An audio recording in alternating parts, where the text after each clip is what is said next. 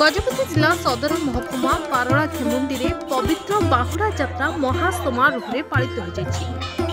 दक्षिण ओडिशार सबुठारु बड़ रथयात्रा पारला खेमुंडी रे अनुष्ठित हो जायछि। तेबे पाग अनुकूल थिबारु भक्त माने महाआनंद रे प्रभु श्री जगन्नाथ को दर्शन करबा पई आसिथिले। सकाळु ठाकुर को यथारीति नीतिकांति परे ठाकुर आड़प मंडपर तलकू आनी सज्जित करी बाहुड़ा यात्रा पाई चतुर्था मूर्ति को पहंडी करते। तापरे महादेवी कल्याणी गजपति तीन रथरे छेरा पहरा करते। अपराह्न 4:30 घंटा समय रथटଣା कार्य आरंभ होता। रथ टाणिबा पई हजार हजार भक्त माने सामिल होते। तेबे मां सुभद्रा रथ को महिला माने टाणी नेथिले।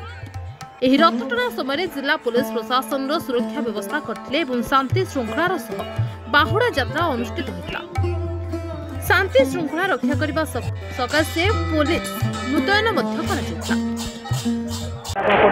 जय जगन्नाथ जय जगन्नाथ जय जगन्नाथ।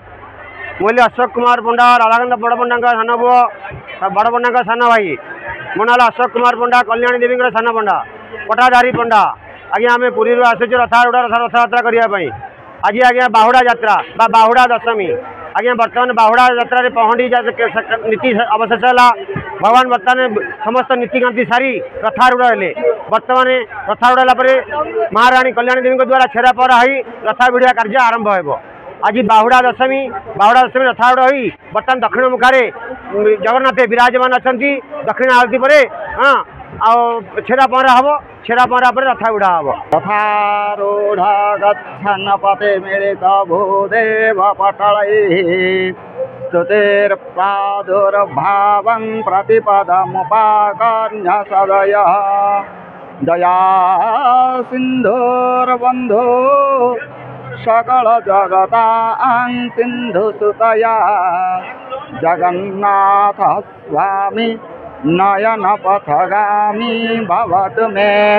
आज पवित्र बाहुड़ा यात्रा चतुर्धा मूर्ति 9 दिन धरी यही गुंडीचा मंदिर रे यात्रा करी आसुथिले। वर्तमान आज फेरी जीवा समय आसिला तेणुकरी आज चतुर्धा मूर्ति तीन रथारूढ़ होई निज स्थान को जिबे अर्थात नीलाद्रि विजय दिन ही रथर ओह्लई श्रीमंदिर जिबे।